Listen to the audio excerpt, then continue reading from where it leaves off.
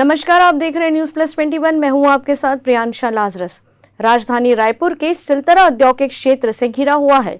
यहां कई बड़े बड़े आयरन स्पंज और लोहे के उद्योग हैं। वहीं खदान से आने वाले ट्रक चालकों को सेटिंग कर हजारों टन स्पंज आयरन की चोरी का खेल चल रहा है। चोरी के माल को सिलतरा क्षेत्र के कबाड़ी वालों को कम दाम पर बेचा जाता है और इस चोरी के माल को प्लांट में बेचकर कबाड़ी वाले लाखों रुपए एक दिन मुनाफा कमा रहे हैं।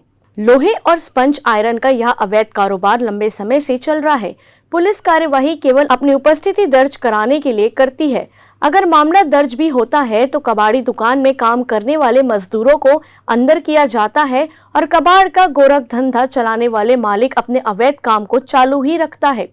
इसी वजह से बड़ी मात्रा में अवैध खनिजों की चोरी हो रही है। पिछले महीने ही 10 से ज्यादा ऐसे ठिकानों पर कार्यवाही की गई थी। कोई भी अवैध कार्य उस पर लगातार कार्यवाही जारी रहेगी।